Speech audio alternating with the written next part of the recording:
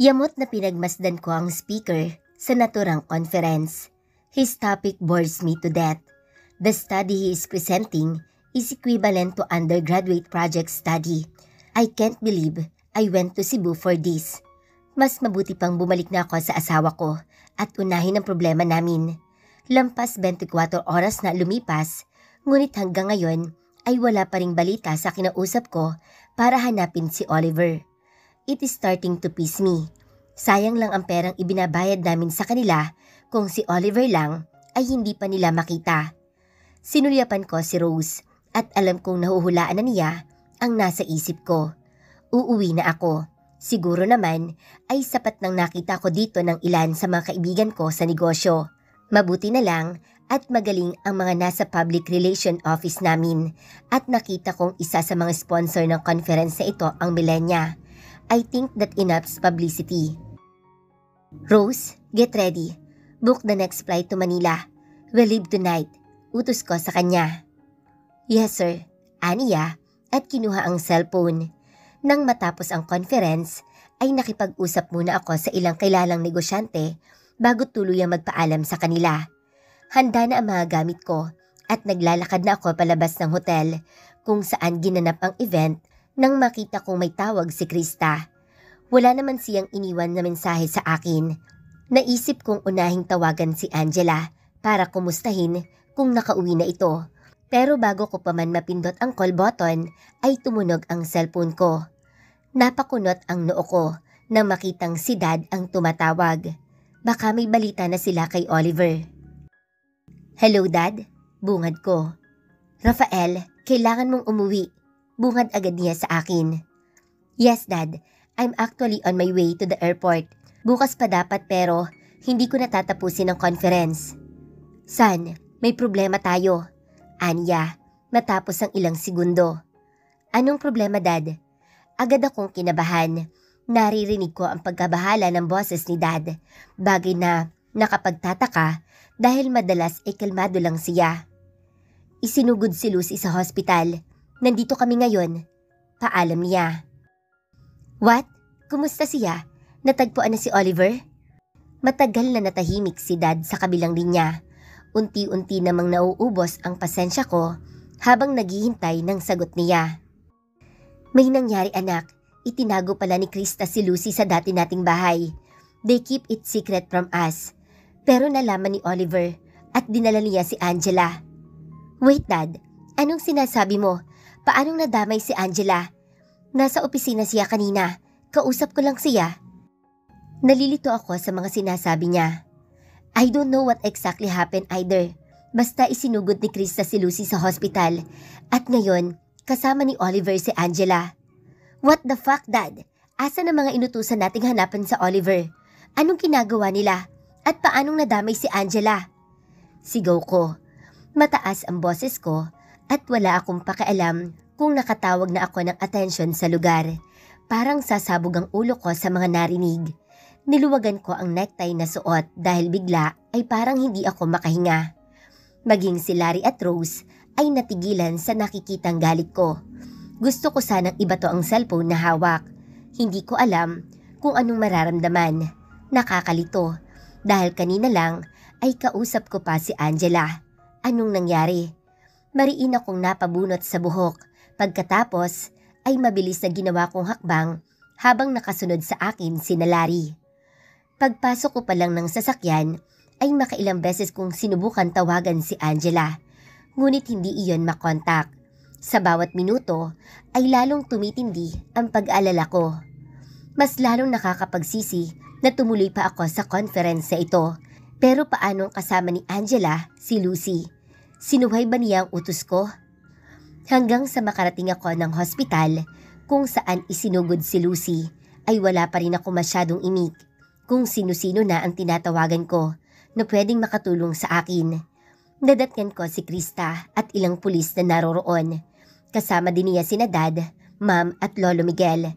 Pagkakita sa akin ni Krista ay nabalot agad siya ng guilt. Kuya, I'm sorry. I'm so sorry. Umiiyak na salubong niya sa akin. Namamaga ang mga mata niya sa kaiiyak at hindi ko alam kung anong mararamdaman ko sa kapatid. "Someone, tell me exactly what happened." Galit na baling ko sa kanila. "Son, huminahon ka." "Dad, this is not the time to be calm. Sabihin mo, Krista, anong nangyari?" Maging si Mami na naroon ay hindi nakasagot. "Kuya, hindi ko sinasadyang ipahamak si ate. Nakiusap lang si Lucy." "Bakit ka nakialam? Tingnan mo ang nangyari." Sigaw ko sa kanya at maging si Krista ay napapitlag sa takot. Lalo siyang umiyak at agad naman siyang niyakap ni Mami. "Anak, wag mong sigawan ng kapatid mo." Sangat ni Mami. "Anak, maniwala ka. Sinubukan namin puntahan doon as fast as we can, pero hindi na namin inabutan si Oliver doon. Nagpadala na kami ng mga taong humahanap sa kanila ngayon. Nireview na ang CCTV footage ng mga posibleng dinaanan ng sasakyan nila." Napahilot ako sa noo. "Anong sabi ng mga inutusan natin?" "Iho, ginagawa nila ang lahat." Sabat ni Lolo Miguel. "It isn't enough, Lo. Kung talagang magaling sila, sana kahapon lang ay nakita na nila si Oliver." Napatingin sa amin ang mga nurse sa lugar, pero hindi ko pa rin magawang kumalma. Lahat sila ay natahimik. Tumaas baba ang dibdib ko sa galit. Tiyempo namang naramdaman ko ang pagdating ng mga yabag at ng linguning ko ay si Tita Maricel na papalapit na sa pwesto ko. "Rafael," ngunit bago pa man siya matapos magsalita ay pinutol ko na siya. "You, sa mga nangyayaring ito, ikaw ang unang dapat sisihin kung kinausap mo ang anak mo." "Rafael, calm down." Saway sa akin ni Ma'am na nagulat sa ginawa ko. Maging siya ay tiningnan ko ng masama. "Why, Ma'am? Kalmado ka ba noong naisipan mong sugudin sa pamamahay ko si Angela? Sinubukan mo bang makinig sa paliwanag niya? Pagkatapos ngayon, ay gusto mong kumalma ako?" Tanong ko sa kanya. Hindi siya nakaimik. Maging si Tita Maricel ay hindi makakilos. Nanatili lang siyang nakatitig sa akin, pero kita kong namumuo na ang kanyang mga luha. But right now, I don't give a fuck how she feels. Wala akong planong bawiin ang mga sinabi ko dahil totoo iyon. Siya ang nagtulak kay Oliver na lumayo. Her and her words. "Rafael, believe me, hindi ko alam na aabot sa ganito." Umiiyak na sagot ni Tita Maricel. "Yeah, sure tita, hindi mo alam. Palagi namang hindi mo alam. Kailan ka ba nagkaroon ng alam pagdating sa anak mo?" "Rafael, that's enough. Huwag mong ibaling sa kanya ang galit mo." Noon nagsalita si Lolo. Itinikom ko ang bibig. Looking at Lolo, alam kong nababahala na rin siya. Halatang stress na siya sa mga nangyayari. However hard I try, I am unable to recover my composure. I'm at a loss on what to do. Umalis lang ako kaninang madaling araw. Pagkatapos ay nawala na si Angela. San ko siya sisimulang hanapin? Hindi pwedeng dito lang ako at maghintay sa balita. Kailangan may gawin ako.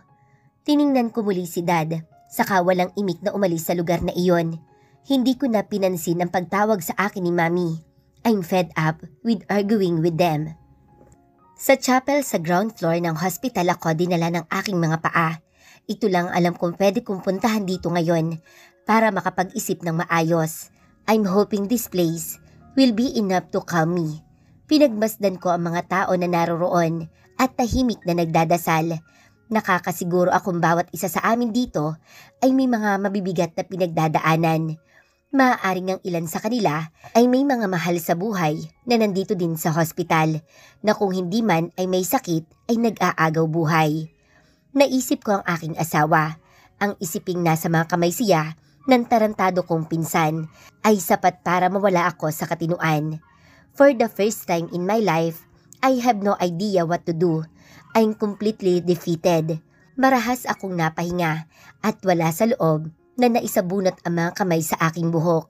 Kailangan kong mag-isip. Saan ba maaaring pumunta si Oliver? Ano ba ang mga properties na meron siya? Kung meron man, sinong nakakaalam niyon? Hindi si Lucy dahil matagal na silang hindi magkasama. Hindi rin si Tita Maricel.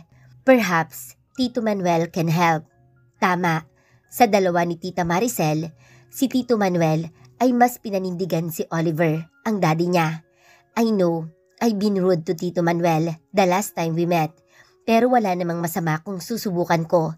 Kinuha ko ang cellphone sa bulsa at hinanap ang numero niya.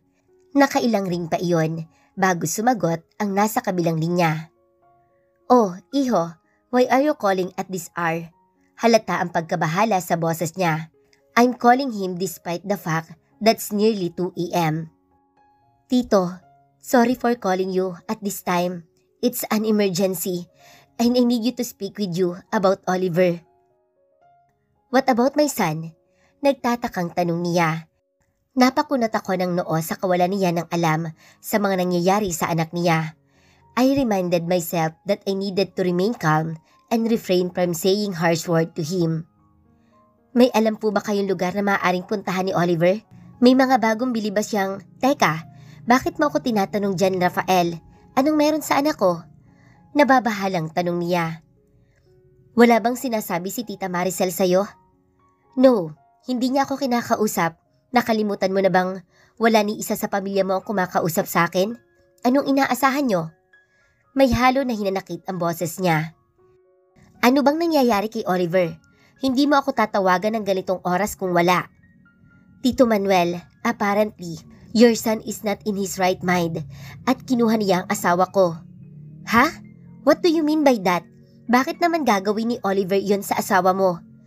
Medyo mataas ang boses na tanong niya.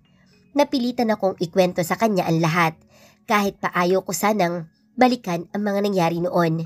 Matagal siyang natahimik sa kabilang linya bago sumagot. "All of this happening and Maricel hasn't even told me about it? Pagkatapos ay sisisihan niya ulit ako at sasabihing wala akong pakaalam sa anak niya?" Ramdam ko ang sama ng loob niya kay tita at gustuhin ko man, pero wala akong panahon para isipin ang mga problema nila. As much as I hate to say it, I know nothing about Oliver's property and activities in recent months. Sa huli ay sagot niya. Lalo akong nalumo sa narinig. "That's fine, Tito. Sige, Tito Manuel, salamat. Rafael," putol niya sa akin. "Susubukan kong alamin kung nasaan si Oliver. Tutulong ako. Maaaring galit kayo sa akin, pero anak ko pa rin si Oliver. Hindi ako papayag na ipahamak niya ang sarili niya. Nakikiusap ako sa'yo. Kung mahanap mo siya, huwag mo siyang sasaktan. Alam kong kasalanan ang ginawa niya, pero pakiusap." Naikuyong ko ang kamao. Ang totoo ay hindi ko maipapangako iyon. I'm so furious at Oliver's right now that I want to beat him the moment I see him.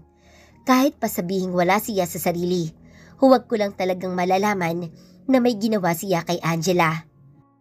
"Tito, tulungan mo ako mahanap siya agad kung gusto mong maisalba si Oliver." Sa huli ay sagot ko. "I help you. Of course, I help you, iho. Where are you? I need to talk to Maricel. Tatawag din ako sa'yo kapag may balita ako sa'yo." Nang matapos ang pag-uusap namin, ay lalo ako nalumo. I can just sit here and wait. Lagpas 7 oras na nang kunin ni Oliver si Angela. Napapagod na naupo ako at sumandal sa mahabang upuan sa loob ng chapel. Kapag ilang oras pa ang lumipas, na wala man lang akong lead kung nasaan si Oliver, ay mababaliw na ako. Naisip ko ang parents ni Angela. How I am supposed to tell them what happened. I promised them that I'll take care of their daughter. Oliver. That Oliver. Hindi ko kailanman naisip na magkakaproblema kami ng ganito. Naramdaman kong may tumabi sa akin at nang magmulat ako ng mga mata ay nakita ko si Dad. "Son, I have news for you. Namataan sa CCTV ang sasakyan ni Oliver. He's heading north. Inireport na rin ang mga kalapit na bayan sa lugar na posibleng daanan ni Oliver." That was a positive development. "Okay, Dad. Sasama ako sa team na pupunta doon." Bakas na rin ang pagod sa mga mata ni Dad. I realized I was being harsh to him. Hindi na ako umimik at akman tatayo na ako nang magsalita siya. "We are very sorry for what happened, Rafael. No one in the family wanted this to happen. Not even your Tita Maricel, Ania." "I know, Dad, and I am sorry for blaming all of you." Tipid na sagot ko. "Anak, talk to your mom. She's very guilty dahil sa sinabi mo sa kanya kanina. Nag-aalala siya sa'yo at maging kay Angela na rin. Ang totoo, nung isang araw ay gusto niya kayong kausapin. She wanted to say sorry to Angela. I am telling you this, hindi dahil sa nawawala si Angela ngayon. Ang mami mo mismo ang nagsabi sa akin. She wanted to give Angela a second chance at hihingi siya ng dispensa sa nagawa niya noon. Napakurap ako at nag-isip. But that would all be pointless if I can find Angela. I wanted to talk things out once I rescue Noyway from Oliver. Hindi ngayon ang oras para pag-usapan namin yan, Dad. Ang iniisip ko lang ngayon ay mahanap ang asawa ko.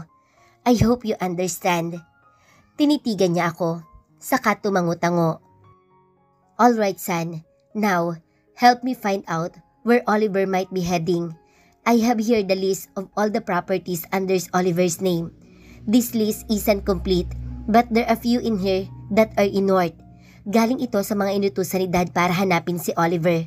Apparently, he purchased another property just weeks ago. Seems like he is preparing for a long-term stay here in Manila. May mga ipinakita sa aking dokumento si Dad. Iniskan ko isa-isa iyon kahit pa hindi ko sigurado kung makakatulong ba iyon sa paghahanap namin kay Oliver. Bigla ay isang pamilyar na address ang nakita ko. I seem to remember reading that address somewhere before. Matama akong nag-isip. Saan ko ba nakita iyon? Maging si Dad ay napatigil sa pagbabasa at nagtatanong ang mga mata sa akin nang mapansing malalim akong nag-iisip. This address looks familiar to me. Paliwanag ko sa kanya. Kinuha ko ang cellphone at tiningnan sa map iyon. Maging si Dad ay tiningnan ang image na lumabas. An old warehouse? Takang tanong niya. Why would Oliver purchase an old warehouse? That's when I remember. I've read that address from a proposal before. A proposal from Grace. Doon ang plano niyang auto repair business na inaalok sa akin. Marahil dahil tinanggihan ko iyon ay naisipan niyang ialok kay Oliver. Malakas ang kutob ko doon si Oliver pupunta ngayon.